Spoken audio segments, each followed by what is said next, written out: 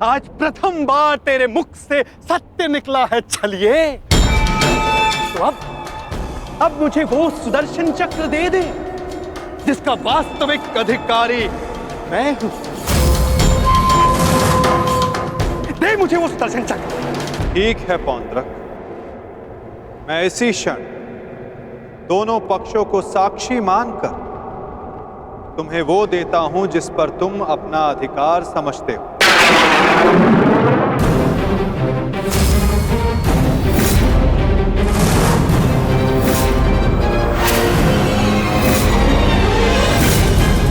जो निश्चित रूप से तुम्हें वासुदेव में परिवर्तित कर देगा।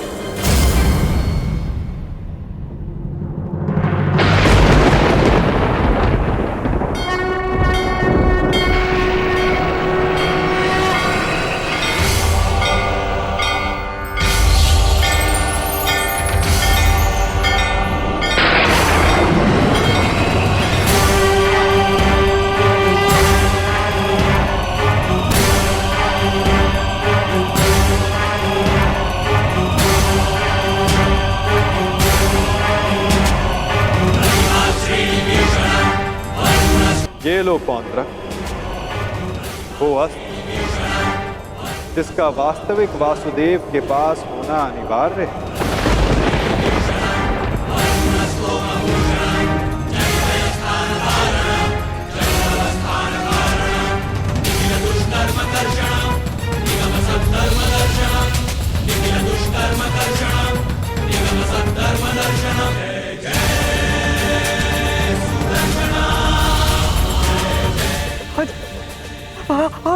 आओ। शीघ्र आओ।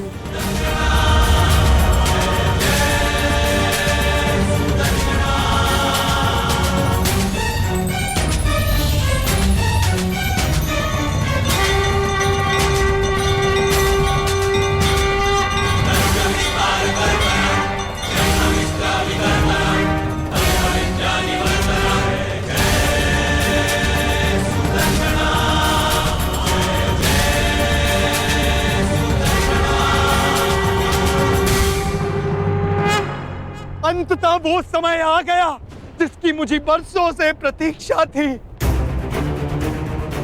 मुझे मेरा सुदर्शन चक्र मिल गया मुझे मेरा सुदर्शन चक्र। अब मुझे परास्त कोई नहीं कर सकता, क्योंकि मैं अब सर्वशक्तिशाली हूं। मैं वासुदेवा।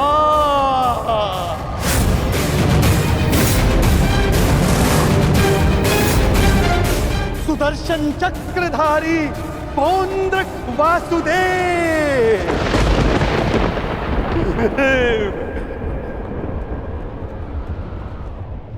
अब समझा मूर्ख सूत पुत्र कि वास्तविक वासुदेव कौन है? तेरे इस छलिए कृष्ण ने भी स्वयं यहां स्वीकारा कि वास्तविक वासुदेव कौन है। यदि अब तूने मुझ पर कोई प्रहार करने का दुस्साहस किया तो अब तू भली भांति जानता है कि मुझसे बुरा और कोई नहीं होगा। क्षण भर में वध कर दूंगा तेरा।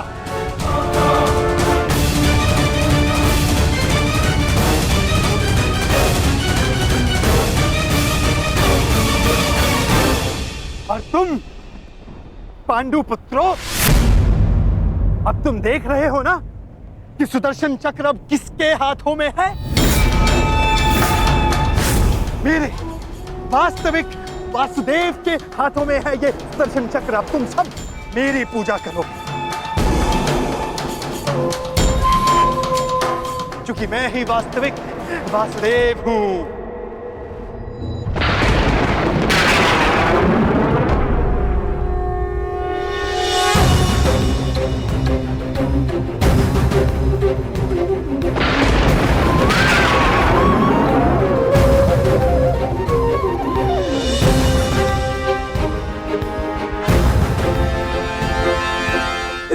का भार क्यों बढ़ता जा रहा है?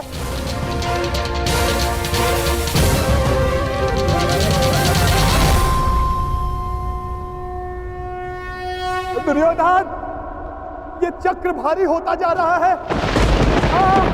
ये चक्र मुझे कुचल देगा।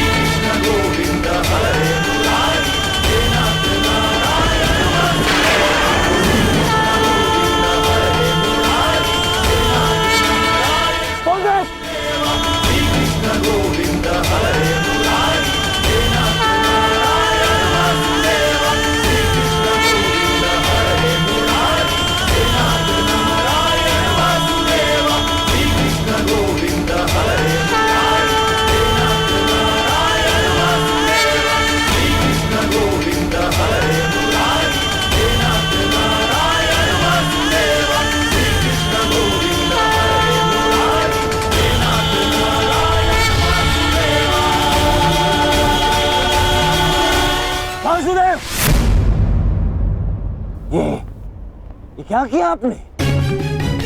बंद कर दिया, छल किया, फिर से छल किया आपने।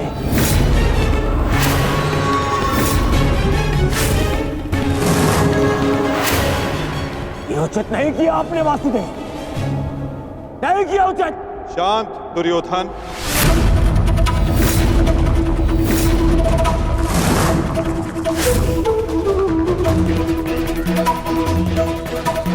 इतना क्रोधित क्यों हो रहे हो गांधारी नंदन? मैंने तो तुम्हारे मित्र को वो दिया जो वो मुझसे मांग रहा था। अब वो उसका भार नहीं सह पाया, ये मेरा दोष नहीं। औंद्रक ने अपनी मृत्यु का आवाहन स्वयं किया था दुर्योधन, और इसके लिए तुम्हें आक्रोश में आने की कोई आवश्यकता नहीं। क्रोध नहीं आएगा, क्रोध आना आवश्यक है। तुम्हें देखकर, इन पांडवों को देखकर, तुम्हारा छल देखकर।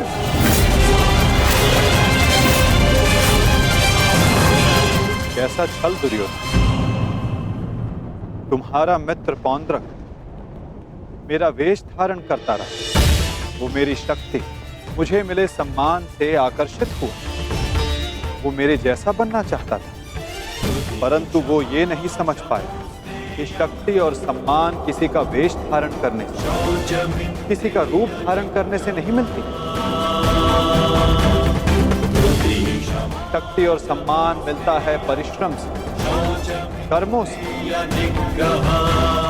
यदि लौह को सुनहरे रंग से पोत दिया जाए तो उससे आभूषण नहीं बनते दुर्योधन। स्वर्ण बनने के लिए कड़ी अग्नि परीक्षा देनी होती है, कसौटी पर खरा उतरना पड़ता है दुर्योधन। और तुम्हारा मित्र सुदर्शन चक्र की कसौटी पर खरा नहीं उतर पाया, और अंततः उसने अपना नाश कर लिया। तुम्हारी हानि पर मुझे खेद है दुर्योधन, परंतु पौंद्रक के अंत पर नहीं, क्योंकि उसके कर्मों का फल ही यही है।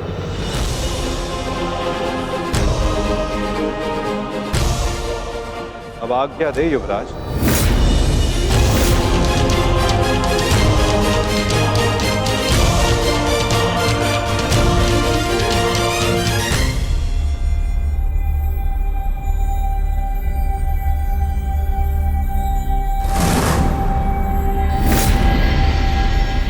कल युद्ध के नियम निर्धारित किए जाएंगे गांधार राज। जब युद्ध क्रीड़ा में नियम निर्धारित किए जा रहे थे तब वहां मैं उपस्थित नहीं था, परंतु इस बार उत्सुक हूं ये जानने के लिए कि इस युद्ध में अपनी विजय के लिए आप क्या नियम बनाएंगे गांधार राज।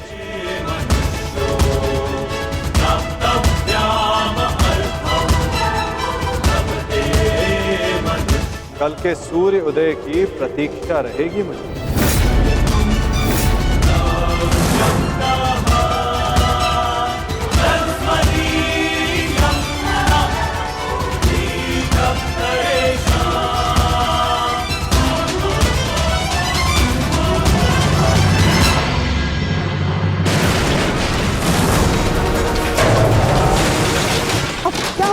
क्या कर रहे हो तुम?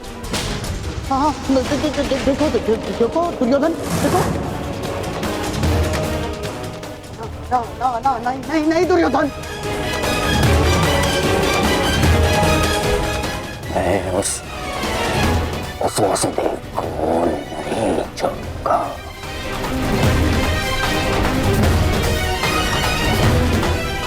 ना दुर्योधन को नहीं छोड़ूंगा। ये क्या कर रहे हो? क्या कर रहे हो तुम दुर्योधन? ईश्वर के लिए शांत हो जाओ। देखो कुछ नहीं होगा, मैं बता रहा हूँ, विश्वास रखो मुझ पर। आप शांत हो जाइए, अन्यथा मैं आपको शांत कर दूंगा।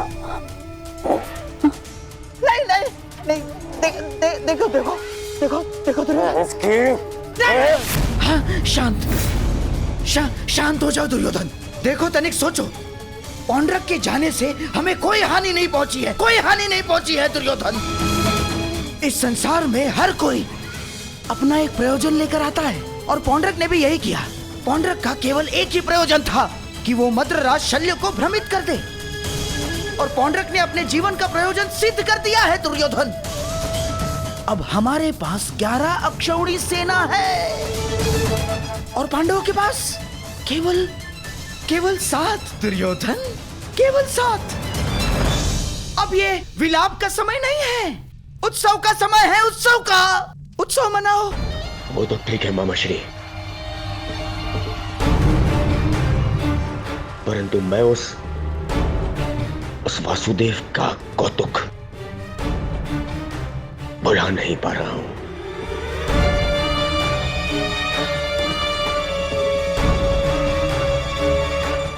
हाँ, देखो सब ठीक हो जाएगा दुर्योधन। हाँ, तुम बैठो। अब ये सब कुछ छोड़ो ना दुर्योधन। देखो, युद्ध में वो कृष्ण छलिया कुछ नहीं कर पाएगा। पूछो क्यों? तो निहत्था है वो।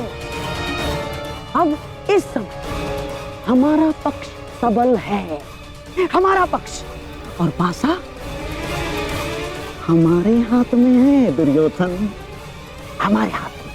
कैसा पासा? अब देखो, कल युद्ध के नियम निर्धारित किए जाएंगे।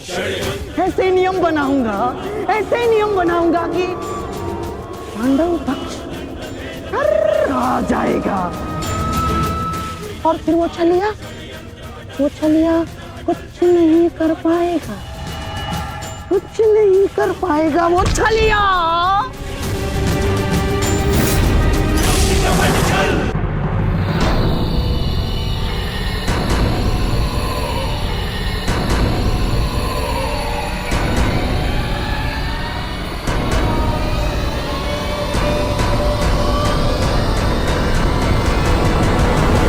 तो सभा में उपस्थित सभी महायोद्धाओं को शकुनी का प्रणिपात स्वीकार हो। जैसे कि हम सब जानते हैं कि हम सभी एक महायुद्ध में भाग लेने जा रहे हैं, परंतु बड़े खेद के साथ एक बात सूचित करना चाहूंगा इस सभा में। जैसे कि हम पर, अर्थात कौरवों पर हमेशा से, सदा से लांछन लगते आ रहे हैं, आरोप लगते आ रहे हैं कि हम छल करते हैं, हम कुचक्र करते हैं, हम षड्यंत्र रचते हैं, है ना वासुदेव? चाहे वो युद्ध हो या द्यूत। इसीलिए आपके मन से वो भ्रम निकालने के लिए इस खुली सभा का आवाहन किया गया है। तो वासुदेव, क्या आपकी अनुमति है? एक चतुर गुरु जब गुरुकुल से कुछ समय के लिए बाहर जाए तो वो आश्रम के सबसे योग्य शिष्य को उसका उत्तरदायित्व कभी नहीं देता। वो आश्रम के सबसे नटखट शिष्य को ही इसका उत्तरदायित्व सौंपता है। क्योंकि जब बिलाव को माखन की रखवाली के लिए स्वयं बिठा दिया जाए तो किसका साहस कि वो माखन चुरा सके। अर्थात आपको भी अनुमति अवश्य है गांधार राज।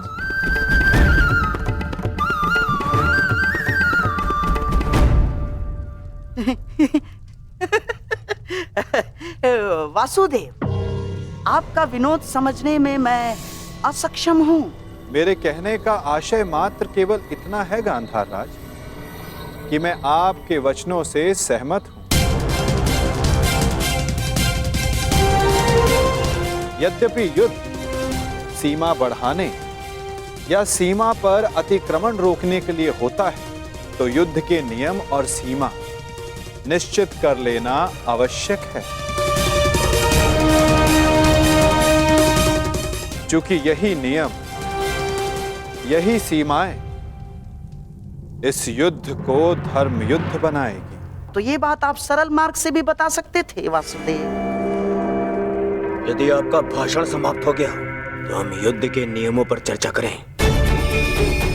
वैसे भी हमारे और आपके पक्ष की सेना के अंतर को देखते हुए ये युद्ध केवल औपचारिकता मात्र रह गया है।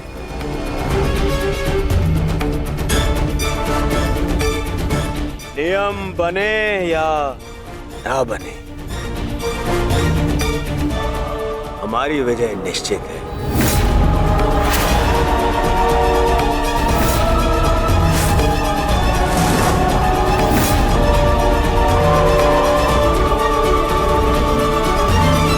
या ना बने, हमारी विजय निश्चित है। इस आत्मविश्वास का कोई एक कारण तो बताओ।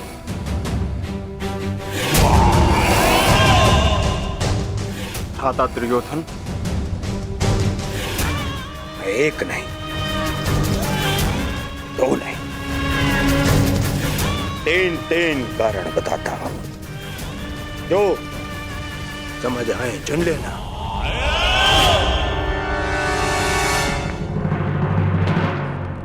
पहला कारण, पितामह भीष्म जिन्हें इच्छा मृत्यु का वरदान है।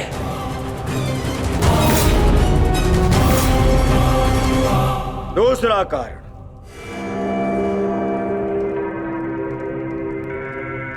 आचार्य द्रोण जिन्होंने तुम पांडवों को शस्त्र संधान की शिक्षा दी।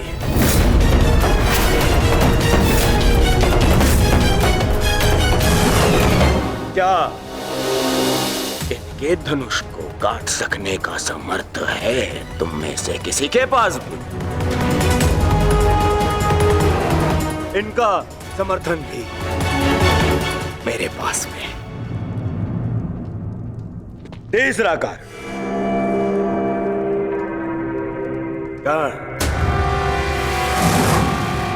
ब्रह्मास्त्र, ब्रह्मांडास्त्र और ब्रह्मशिरास्त्र जैसे अस्त्रों से सज्जित है मेरा मित्र कर्ण,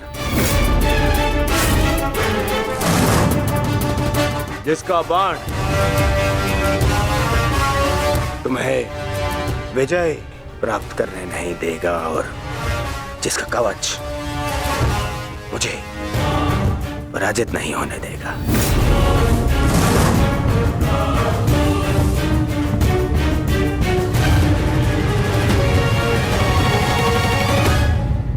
इसके अतिरिक्त मामा शकुनी, जिनकी कूटनीति का तोड़ तुम में से किसी के पास नहीं है। हाँ मामा श्री,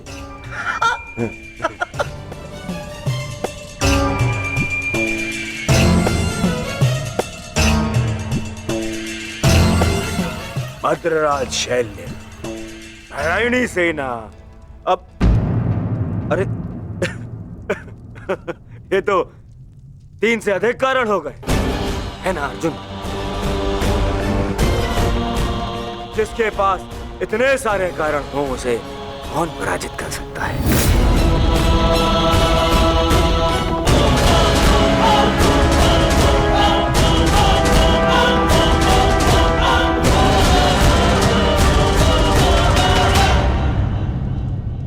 विजय और पराजय का निर्णय तो युद्ध के अंतिम दिन होगा हस्तिनापुर युवराज।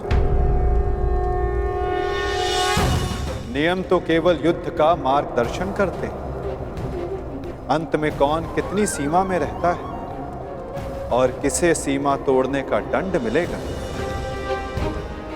ये तो समय ही बताएगा।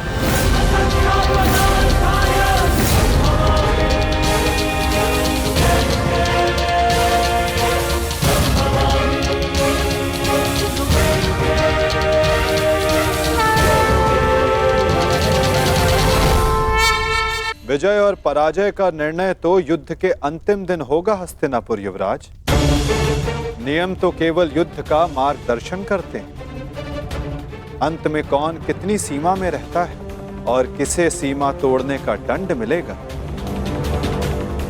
ये तो समय ही बताएगा। उचित है वासुद, परंतु मैंने जो कारण गिनवाए, क्या उसका उत्तर किसी के पास है?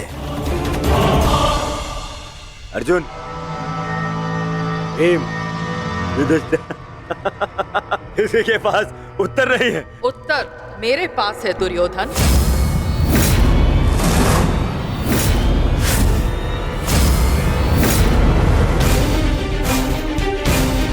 मैं नया जन्म लेके आऊंगी भीष्म, तुमसे प्रतिशोध पूर्ण करने। देवी अंबा, प्रतीत होता है गांधारी नंदन युद्ध को भी युद्ध समझ बैठे हैं। युद्ध के पासे भले ही किसी एक के संकेत पे पड़ते हो, परंतु युद्ध के पासे कभी भी पलट सकते हैं। उत्तम विचार द्रुपद नंदिनी, परंतु एक बात समझ में नहीं आई। आप यहाँ क्या कर रही हैं? यहाँ युद्ध के नियम बन रहे हैं, आभूषण नहीं। मेरे आभूषण मेरे अस्त्र है गांधार नरेश। रहा आपके प्रश्नों का उत्तर कुमार दुर्योधन, तो मैं आपको बता दूं कि पांडव पक्ष में आपके हर योद्धा की काट है। तुम्हारे कवच कुंडलधारी मित्र कर्ण का उत्तर है द्रोण शिष्य पशुपतास्त्र धारी कौन्तेय अर्जुन। आपकी अगली सुरक्षा पंक्ति आचार्य द्रोण। तो कदाचित आप भूल रहे हो तो मैं आपको स्मरण करा दूं कि मेरे भाई धृष्टद्युम्न का जन्म द्रोण का वध करने के लिए हुआ है। रही बात आपके प्रिय मामाश्री की, नारायणी सेना की, तो मैं आपको बता दूं स्वयं नारायण पांडवों के मार्गदर्शक है।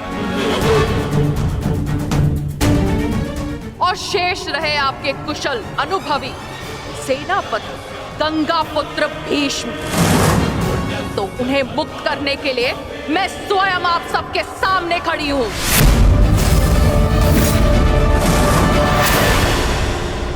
महाबली भीष्म को संसार भीषण से भीषण अपनी प्रतिज्ञा से जानते हैं, तो उन्हें यह प्रतिज्ञा भी निभानी होगी कि वो मेरे सामने शस्त्र नहीं उठाएंगे।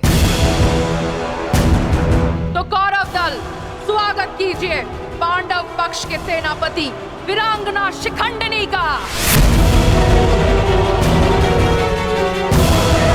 अद्भुत पांचाल कुमारी, अद्भुत।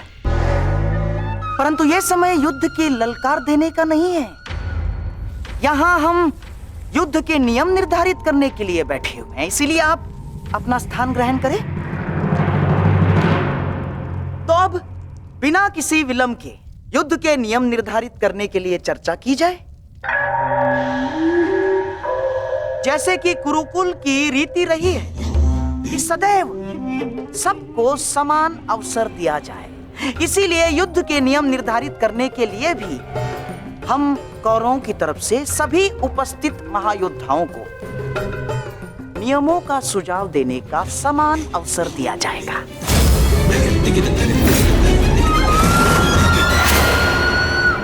और हाँ, मैं ये जानता हूं कि पांडव पक्ष मामा श्री शकुनी का मुख अधिक समय तक नहीं देख सकते, इसीलिए मैं अपना सुझाव आरंभ में ही दे देता हूं। समस्त आर्यव्रत में युद्ध चाहे जितने भी दिन चले, परंतु आरंभ सूर्योदय से होता है और सूर्यास्त होते ही युद्ध भी थम जाता है। परंतु इस बार नियम में एक छोटा सा परिवर्तन होगा। सूर्यास्त के पश्चात भी युद्ध पर विराम नहीं लगेगा, तब तक जब तक अंधकार इतना सघन न हो जाए कि योद्धाओं को मशाल के प्रकाश में भी कुछ दिखाई न दे।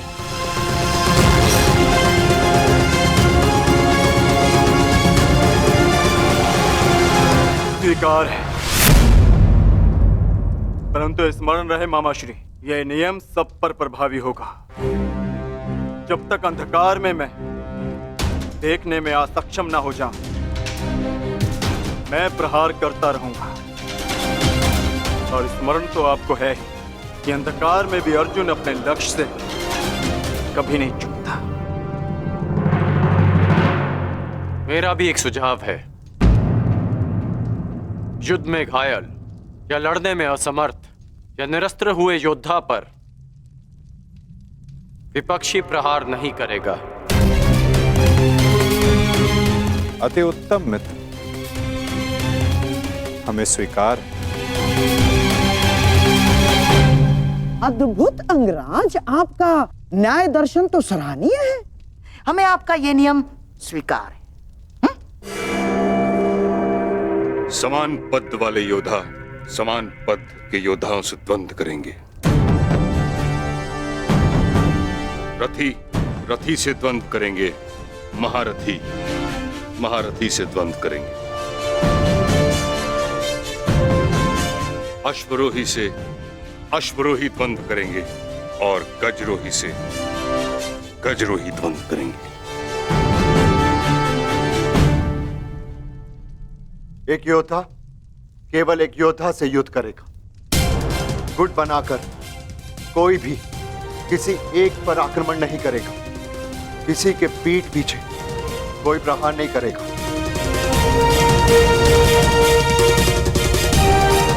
यदि विपक्षी ने पहले छल किया तो क्या प्रतिपक्षी को उसका उत्तर देने का अधिकार है? वो योद्धा की सोच पर निर्भर करता है विकोदर। एक महत्वपूर्ण नियम, इस युद्ध में वही योद्धा एक दूसरे का सामना कर सकता है जिसके पास समान रूप से अस्त्र, शस्त्र और शक्ति होगी। दुर्बल पर प्रहार करना निषेध होगा और इस युद्ध में गदाधारी गदा युद्ध के नियम से और धनुर्धर धनुर्शस्त्र के युद्ध से युद्ध करेंगे। और सबसे महत्वपूर्ण नियम, इस युद्ध में किसी भी प्रकार का छल, कुचक या षड्यंत्र नहीं होगा। स्मरण रहे। हमें स्वीकार है।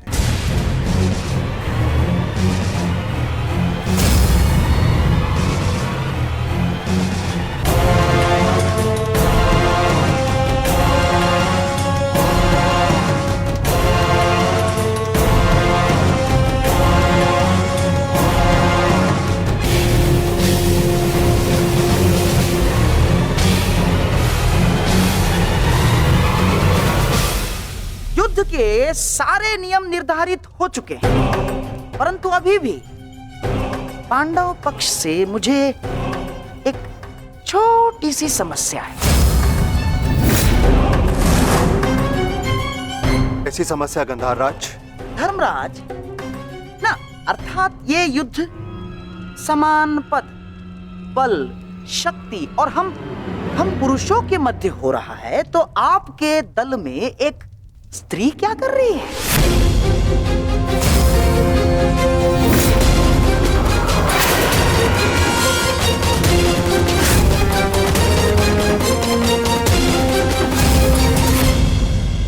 ना, पुरुषों के युद्ध में एक स्त्री का भाग लेना युद्ध के नियमों के विपरीत है धर्मराज। ये नियम आप जैसे द्रुत पुरुषों ने बनाए हैं, जो स्त्री को तुच्छ मानते हैं, केवल वस्तु मानते हैं।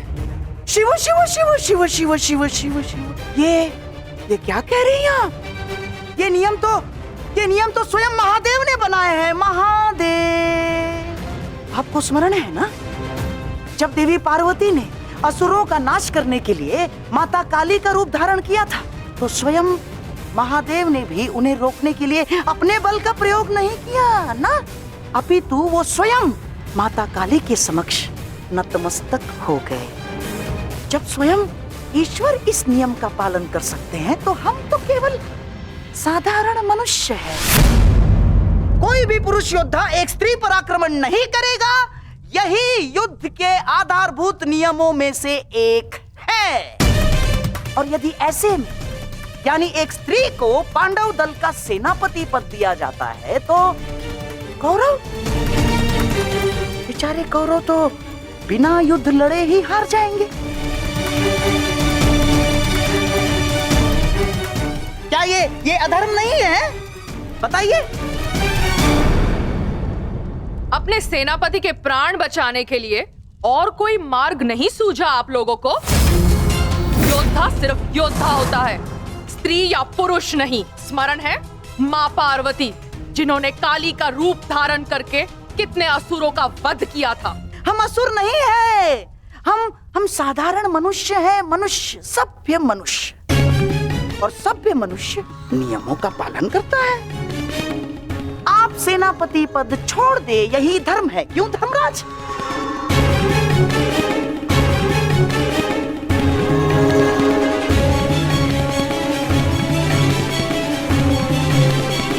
हाँ, तो सबके समक्ष युद्ध के सभी नियम निर्धारित हो चुके हैं। हाँ, परंतु अभी भी किसी के मन में शंका कुशंका हो तो यहाँ अपने विचार प्रकट कर सकते हैं।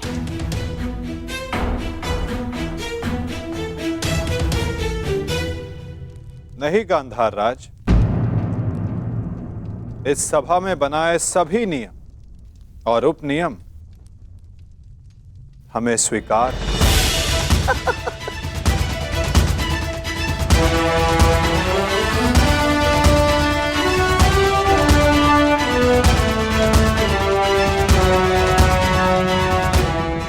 प्रणिपात। प्रणिपात।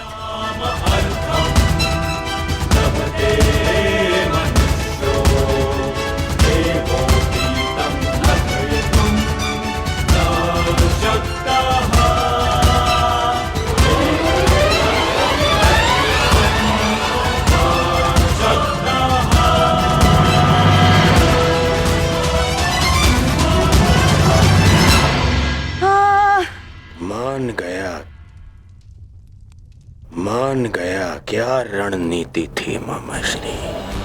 आपकी रणनीति को मैं मान गया मामाश्री। आपकी रणनीति का उत्तर तो आज कृष्ण के पास भी नहीं था। पूरी युद्ध की व्यूरचना ही बदल दी आपने साधु। साधु। परंतु सुनो, अब ये साधुवाद देने में समय व्यर्थ ना करो दुर्योधन। हमें केवल ये युद्ध आरंभ ही नहीं करना है, अपितु इस युद्ध को जीतना भी है। और युद्ध में विजय प्राप्त करने के लिए अनुकूल परिस्थितियां बनानी पड़ती हैं।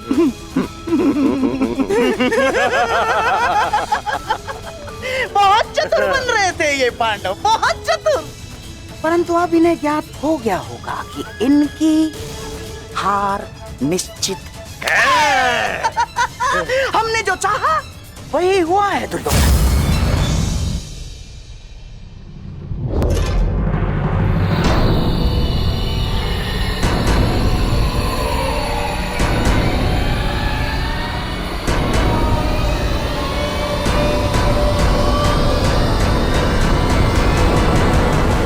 दीना अपनी कायरता, गंगा पुत्र।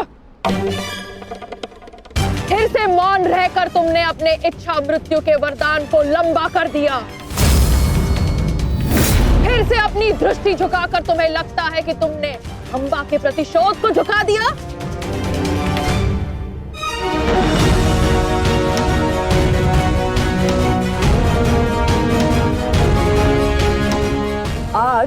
सिद्ध कर दिया तुमने कि जब अपने प्राणों का प्रश्न आएगा तो गंगा का बेटा भी अधर्म का मार्ग चुन सकता है। ये आशा तो माँ गंगा को भी आपसे ना होगी। ना मैंने नियम बनाए हैं, ना मैं कायर हूं और ना ही अधर्म के मार्ग पर। मैंने तुम्हें वचन दिया था अम्बा देवी कि जिस समय मेरे जीवन का कोई उद्देश्य शेष नहीं रहेगा, मैं तुम्हें वो शक्ति प्रदान करूंगा कि तुम मेरे इस जीवन का अंत कर सको। अब वो समय आ गया है। तुम्हें कदाचित विश्वास न हो, परंतु मुझे आशा है कि कुरुक्षेत्र में तुम मुझे मेरे भार से मुक्ति दिला दो। वरदान से मुक्ति जो मेरे लिए श्राप बन गया है, उस मौन से मुक्ति जो पाप बन गया है भीष्म। मेरे अंदर कोई आशाएं शेष नहीं। यदि शेष है तो केवल इस युद्ध का शाप। आपको इतना व्यथित देखकर बड़ी शांति मिली गंगा पुत्र। दाचित, आपको अब अनुभव हो गया है कि कैसा प्रतीत होता है जब मनुष्य के जीवन में कोई आशा, कोई उत्साह न रहे। स्मरण है भीष्म, यही मेरे जीवन के साथ किया आपने। एक वचन के लिए मेरा पूरा जीवन भस्म कर दिया। परंतु एक बात स्मरण रखना, इतनी सरलता से मैं अपने शत्रु को मुक्त नहीं होने दूंगी। मेरी प्रतीक्षा करोगे तुम गंगा पुत्र कि मैं कब तुम्हें मुक्त करूं।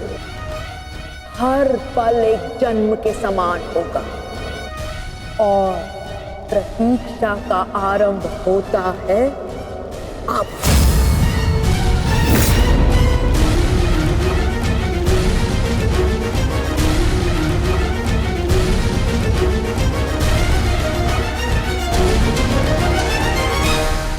मैं उन्हें नहीं छोड़ूंगा जेस, उन्होंने हमारे साथ छल किया है।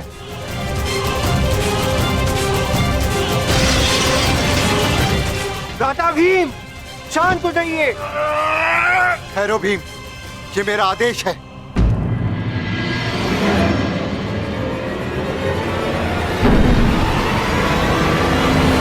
क्रोध केवल तुम्हें नहीं आ रहा है, रक्त हम सबको बल रहा है। एक और हमारे ही मामा श्री को छल के कारण हमारे विरुद्ध युद्ध करना पड़ रहा है, और दूसरी ओर बड़ी ही चतुरता से उन्होंने शिखंडिनी को युद्ध से दूर कर दिया। यह समय क्रोध का नहीं, कर्म का है। इस समय कौरव सेना के पास 11 अक्षनी सेना है और हमारे पास केवल 7। इस समय हमें हमारी शक्ति को एकत्रित करना होगा।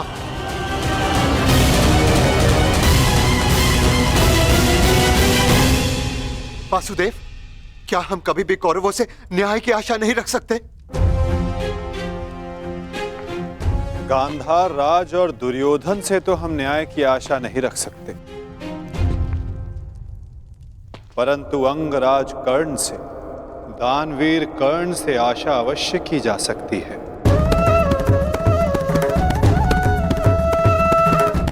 कि वो युद्ध में न्याय का पालन करेंगे, अपने वचन दान का मान रखेंगे। हम सब ने देखा कि अंगराज ने कौरवों के पक्ष में होते हुए युद्ध के लिए कैसे न्याय संगत नियम बनाए।